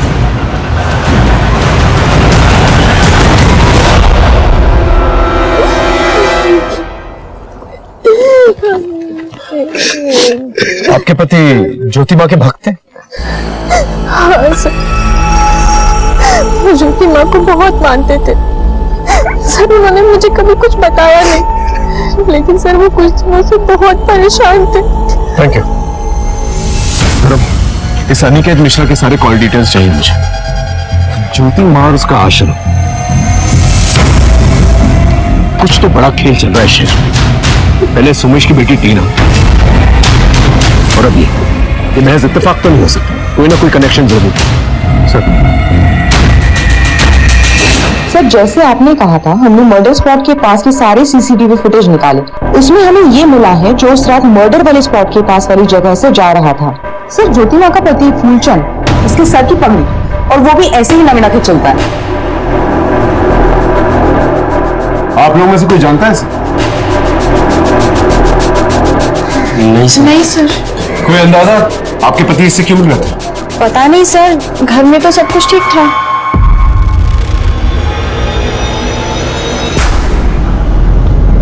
मम्मी, पापा उस रात टीना को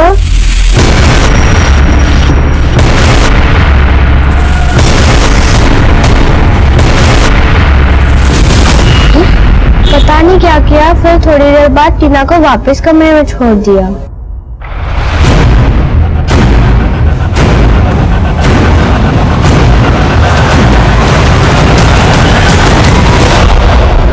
बिजनेस में सब सही था? जी सर। तुम कंपनी के अकाउंट्स भी देखते हो? जी। हाल फिलहाल में कोई लेन देन? वो तो सब चलता ही रहता सर। वो क्या है ना कि शहर में बहुत सारे प्रोजेक्ट चल रहे हैं अपने, और सारा लेन देन सर का एकदम ट्रांसपेरेंट था, चेक से लेन देन था सारा। ये ज्योति माँ का क्या चक्कर है? वो तो उनका पर्सनल मामला है सर। वही तो पूछ रहा हूँ, इस पर्सनल मामले के बारे में तुम कितना जानते हो? नहीं सर, हाँ बस 2 ट्रांजेक्शन मुझे बहुत अजीब लगे।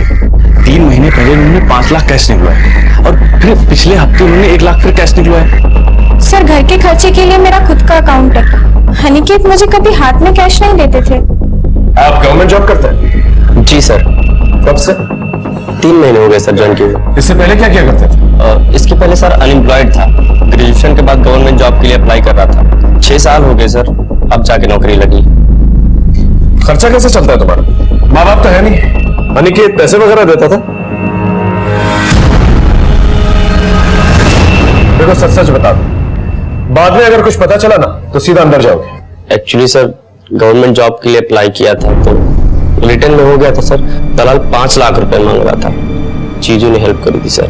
और पिछले हफ्ते जो 1 लाख रुपए दिए थे उसका क्या? 1 लाख रुपए? जी नहीं सर, जीजू ने मुझे वो पैसे नहीं दिए।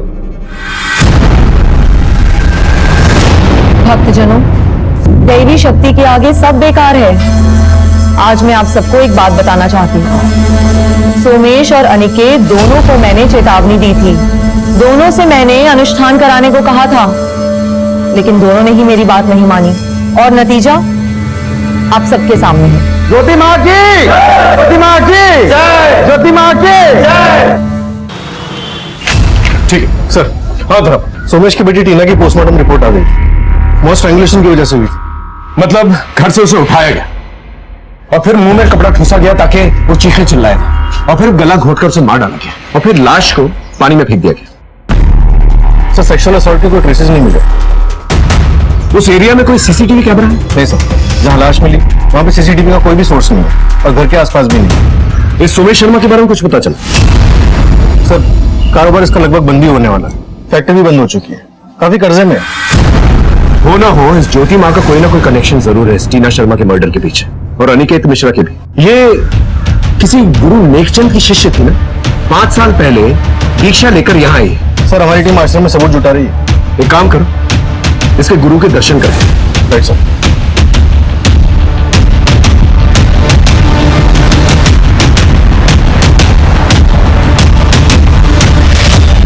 दीक्षा? कैसी दीक्षा? फर्जी हैं दोनों। वो औरत अंगूठा छाप है, फूलचंद बनारस का गुंडा था, कोई कांड करके भागे हैं दोनों। कैसा कांड? अब ये तो पता नहीं, परंतु सीतापुर में जो चल रहा है वो सब नौटंकी है। चोला धारण कर रखा है दोनों, पता नहीं वो फूलचंद उसका पति है भी या नहीं। Good afternoon sir. Good afternoon. Sir Somesh और उसकी बीवी मीरा के कॉल रिकॉर्ड आ गया सर। ये नंबर ज्योति माँ के आश्रम का है, और इस नंबर पर कई बार कांटेक्ट हुआ है। यानी ये आदमी कंटिन्यूसली टच में था ज्योति माँ के। और जब लड़की गायब हुई ये आश्रम के आसपास ही था। नम्रता, ये ज्योति माँ ने सोमेश को कुछ नुस्खा बताया और ये भी धमकाया था अगर उस नुस्खे पे अमल नहीं किया गया तो किसी की मौत हो सकती है। आखिर ये नुस्खा था क्या? सर, मुझे आपको कुछ बोलना है। बोलिए।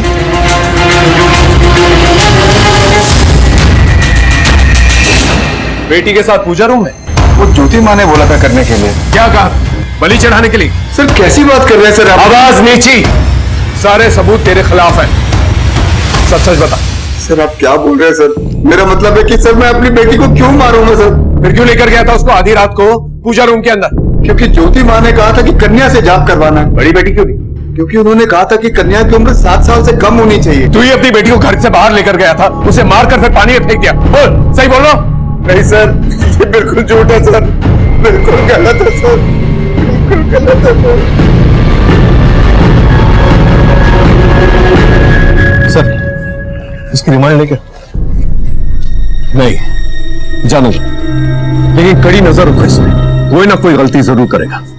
सर आरिफ जाना दो। Sir excuse me sir. हाँ कमल बोलो। ठीक है, मोबाइल पे भेज दो। सर कोमल का फोन था, भक्तों की लिस्ट मिल गई है उसे।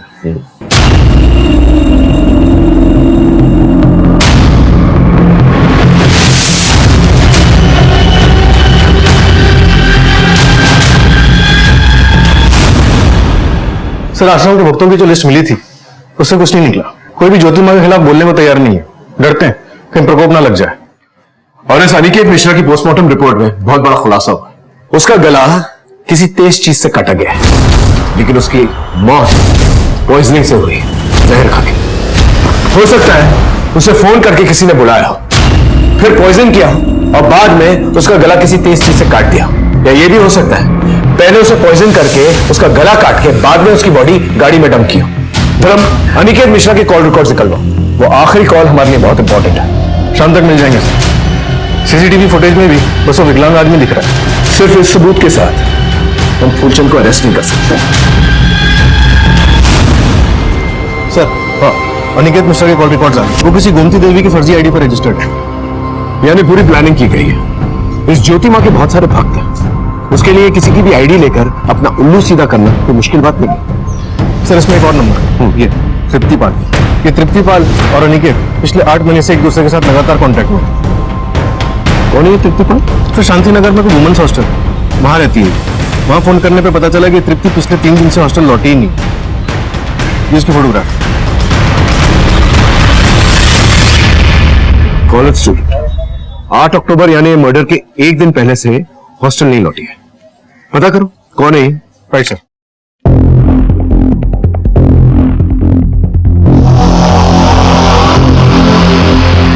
ये तो दिया है सर। अरे इसका नाम तृप्तिपाल है, पर धंधे की लाइन में इसे दिया बुलाते हैं। धंधा? ये कॉल घर है सर, बड़े लोगों में इसका आना जाना है। 3 दिन से गायब है, जरा पता कर। तृप्तिपाल या दिया नाम सुना है आप? नहीं सर। बेटा ये रहे तुम्हारे लिए चॉकलेट, अंदर जाके खिला।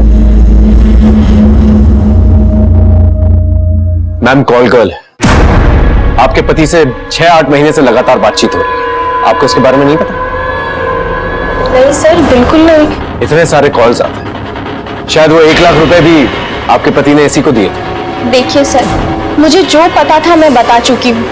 अनिकेत ज्योति माँ के पीछे काफी पैसा बर्बाद कर चुके थे। ज्योति माँ उपाय तो सब की, लेकिन अभी तक कोई सफलता नहीं मिली। सर वो ज्योति माँ के प्रकोप से बहुत डरते थे। बीमारी, कारोबार में नुकसान, यहाँ तक कि मौत तक का भी बोला था उनको। इस श्रद्धा के पीछे कोई तो वजह होगी। हाँ,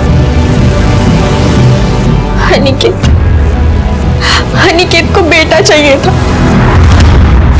काफी पैसा लुटा चुके थे वो, कुछ दिनों से निराश भी रहने लगे थे और अब अचानक से उनके साथ।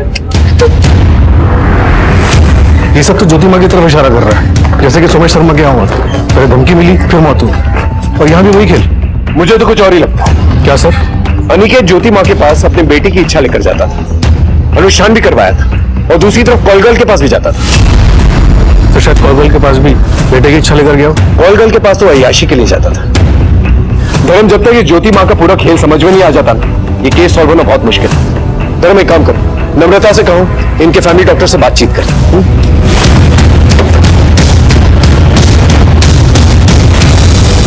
टीना को किसी और ने नहीं, तुमने मारा है। तुम्हारे उस ज्योति माँ ने, उसके जादू टोने ने मारा है। बकवास बंद करो। जिसे तुम जादू टोना कह रही हो ना, वही बचाता टीना को। एक आखिरी अनुष्ठान था।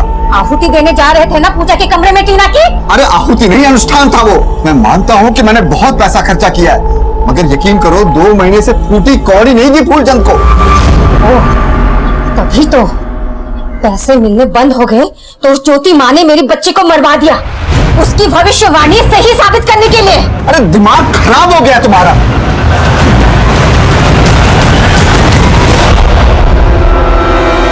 सर, वीरा और उसके पति के बीच काफी दिनों से लड़ाई झगड़ा हो रहा है। वीरा सुमेश का इस तरीके से पैसे उड़ाने से काफी नाखुश है और यहाँ तक सुनने में आया है कि स्कूल फीस ना भरने के कारण उनकी बेटियों का नाम स्कूल से कट गया है। Okay, good job.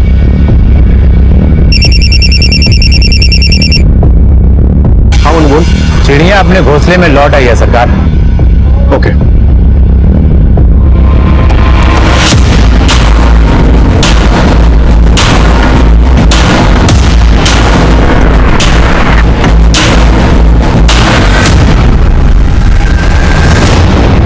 मैं किसी अनिकेत मिश्रा को नहीं जानती। पिछले 8 महीनों में 270 बार तुम लोग के फोन कॉल्स एक्सचेंज हो चुके हैं। बताओ। हाँ, दोस्त था मेरा, मिलते थे कभी कभी। तुम्हारे उस दोस्त का मर्डर हो चुका है। अब सच सच बताओ। नम्रता, 10 दिन बिठा के खिला पिला के पूछूंगी, समझी? वो अनिकेत ने पैसे दिए थे मुझे। कितने? 1 लाख रुपए। क्यों?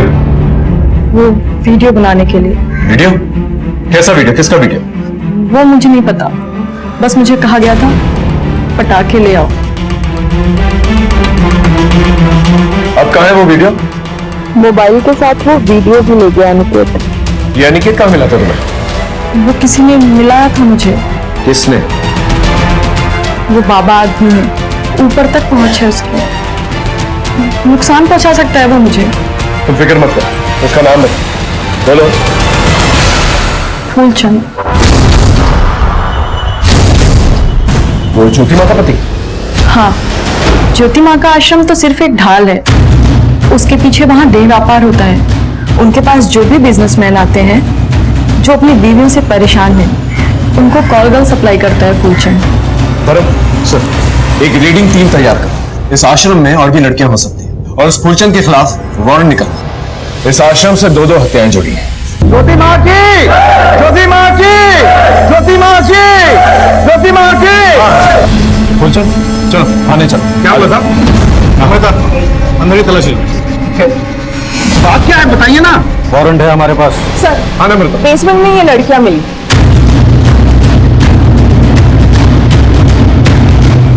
सबको साथ में लेके चलो। चलो।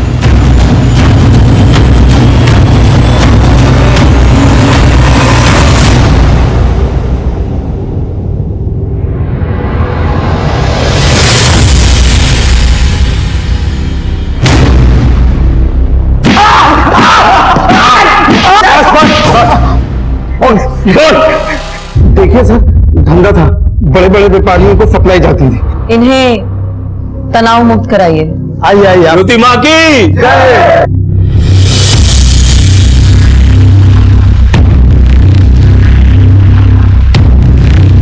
नहीं सर, मर्डर नहीं किया हमने, आज तक किसी को हाथ भी नहीं लगाया। अनिकेत मिश्रा की मर्डर की रात को उसके घर के आसपास क्या कर रहा था?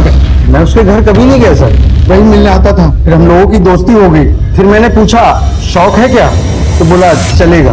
मैंने तृप्ति को भेज दिया, बात जम गई, मगर मैं घर कभी नहीं गया सर। नहीं गया तो नहीं गया। अच्छा, तो फिर ये कौन है?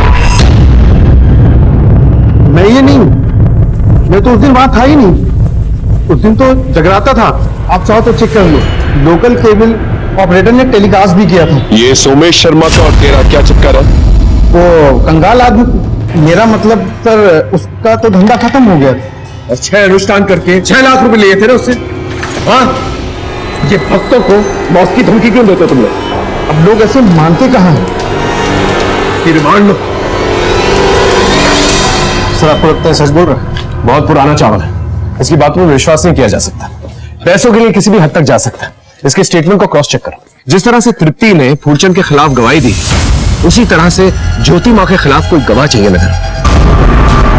बाकी भक्तों को तो प्रकोप का डर, लेकिन उषा और वीरा ने काफी नुकसान झेला। ज्योति मां से नफरत भी है, लेकिन उन्होंने भी थाने में ज्योति मां के खिलाफ कोई गवाही नहीं दी। सर, फुलचंद का स्टेटमेंट वेरीफाई किया है। उस रात वाकई में आश्रम में जग रहा था। एक काम करो, पीसीआर को टीना की मौत की खबर किसने दी थी ये पता करो, शायद हमें कोई क्लू मिल जाए। अच्छा, चलो क्या? मैं और मेरी टीम 2 नाव पे सवार थे, टीना और अनिकेत, और दोनों ही केसेस में दस्तकों का अंबार था, लेकिन फिर भी किसी ने कुछ नहीं सुना था। हमारी इन्वेस्टिगेशन के दौरान एक बात हमारे सामने आई जिसे सुनकर आप भी हैरान हो जाएंगे। मुझे लगता है अनिकेत के मर्डर के पीछे वो एमएमएस है। वो किसी का तो एमएमएस बना रहा था जिसे वो ब्लैकमेल करना चाहता था, और उसी वजह से उसकी हत्या हो गई। वो वीडियो उसके फोन में था जो मर्डरर ने उसे मारकर मिटा दिया। मिटाने वाले ने मोबाइल में से सारा डेटा इरेज कर दिया सर, ताकि सबूत ही ना बचे। सोचने वाली बात यह है कि वो किसका एमएमएस बना रहा था, और दूसरी तरफ सोमेश और वीरा के बीच में तनाव चल रहा था, और दोनों ही केसेस में ज्योति मां कॉमन। धर्म, ये पजल सॉल्व होने की कगार पे है।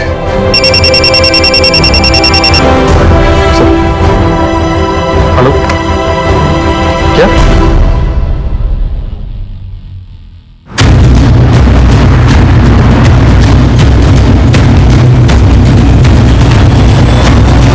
नमस्कार। सुबह से ही गए हुए हैं। आपका ये घर बिक रहा है?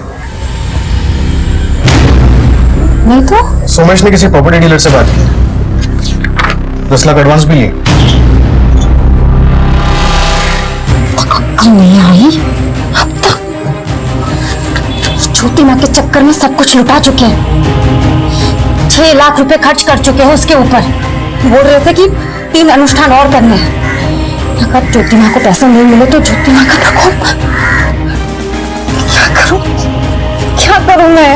आप कानून का रास्ता अपना सकते हैं, केस कर सकते हैं। तो बताए हैं, उन पर अमल कीजिएगा।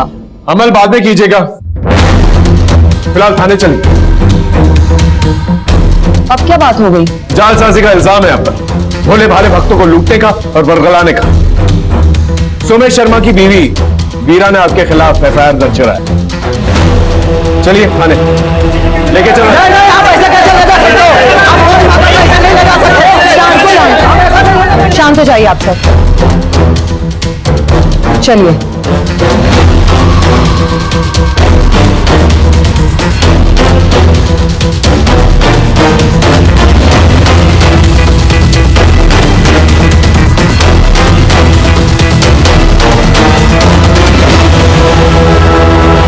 कैसा धोखा, कैसा फरेब?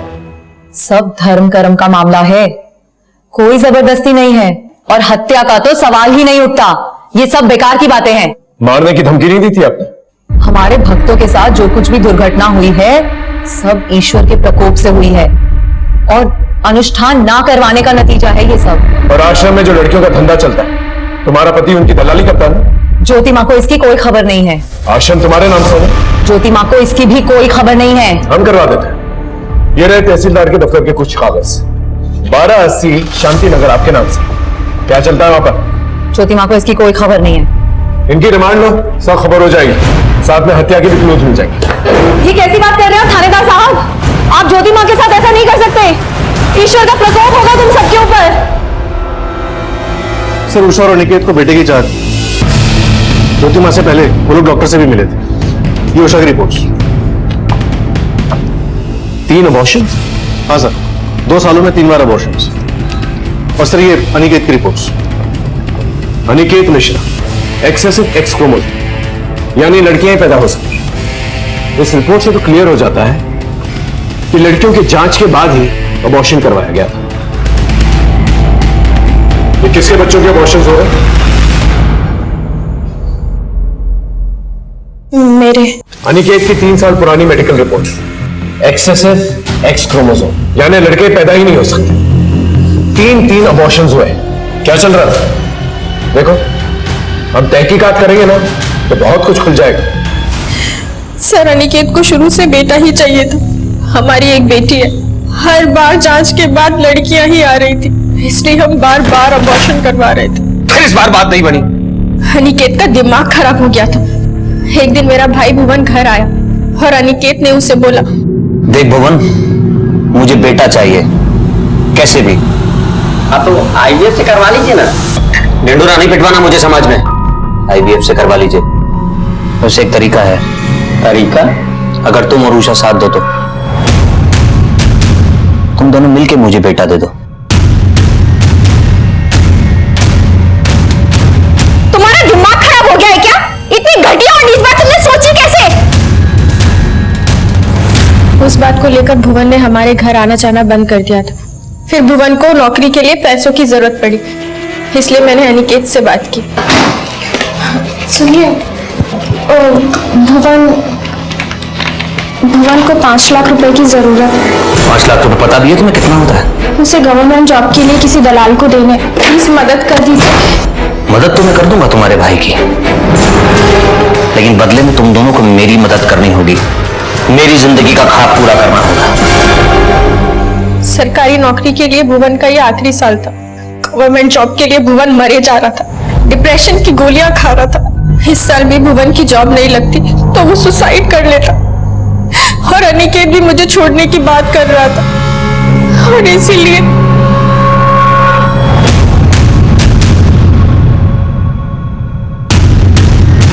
इतना सब होने के बाद भी जांच में हर बार लड़कियां ही आ रही थी, इसलिए बार बार अबॉर्शन करवा रहे थे।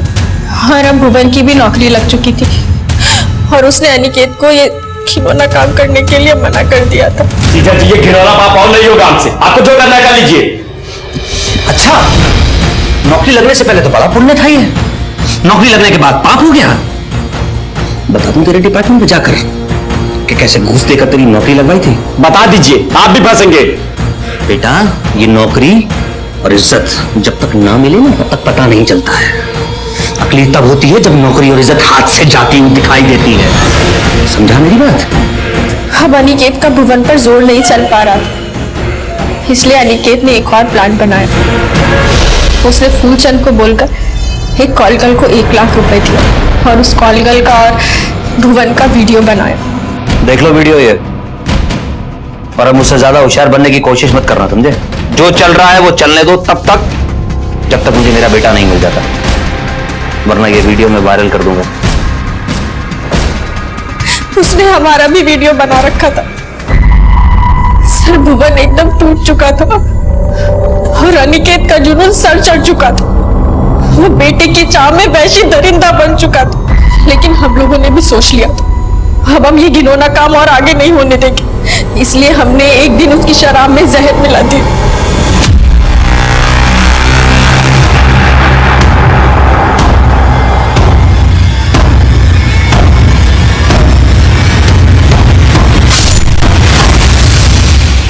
प्लान के मुताबिक हमें फूलचंद को ही फंसाना था, क्योंकि ये सारे घिनौने आइडिया फूलचंद ही अनिकेत के दिमाग में डाल रहा था। इसलिए एक खाली शराब की बोतल और 2 गिलास भी हमने ही गाड़ी में रखे। इसीलिए भुवन जानबूझकर लंगड़ाते हुए सीसीटीवी कैमरे पर दिखाई दिए, ताकि सारा शक फूलचंद पर जाए। बहुत ही भयानक और घिनौनी दास्तां थी। उस डॉक्टर पे भी केस किया गया जिसने प्री नेटल सेक्स डिटर्मिनेशन का इलीगल काम किया था। एक केस सॉल्व हो चुका था, लेकिन अब भी दूसरा केस बाकी था। जब आपको कोई काम करना होता है तो आपके सर पे एक जुनून सा सवार हो जाता है। मेरे दिमाग में भी वही चल रहा था, और फिर एक दस्तक पकड़ में आई। हमें इंफॉर्मेशन मिली थी कि 8 अक्टूबर को वीरा को एक फोन आया था टीना की मौत के बारे में। हेलो, लेकिन फोन रिकॉर्ड्स के हिसाब से 8 अक्टूबर को 7 से 10 के बीच में वीरा को कोई फोन ही नहीं आया। फिर वीरा को कैसे पता चला कि टीना की बॉडी तालाब में थी? मैं कमिंग सर?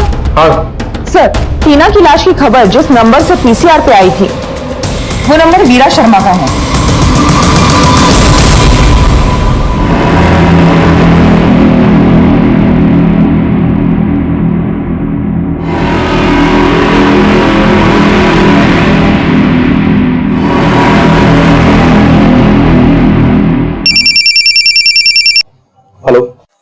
अभी भी वीरा अपनी बड़ी बेटी बिन्नी के साथ टीना के मर्डर वाले स्पॉट की तरफ जा रही है।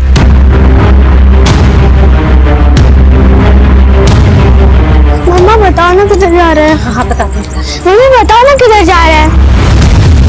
तुझे टीना से मिलाने लेके जा रहे हैं। मम्मी क्या बोल रहे हो? छोड़ो मुझे, छोड़ो मुझे।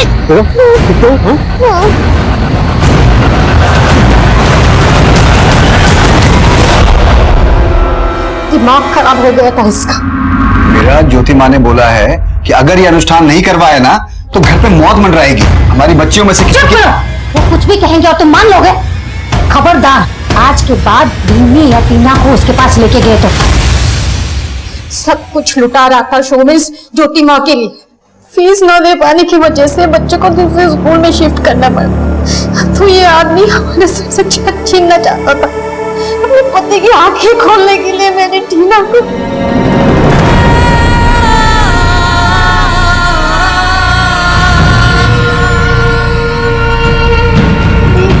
फिर भी वो नहीं सुधरे, इसलिए सोचा बिन्नी को मार के मैं अपने जीवन का भी अंत कर लूंगी। सुमेश की सोच का तो अंत नहीं हो सका, लेकिन तुम्हारे हाथों किसी निर्दोष की जान जरूर चली। किसी और को सबक सिखाने के चक्कर में तुम इतनी बड़ी गलती कर बैठी। अब प्रायश्चित जेल में कर।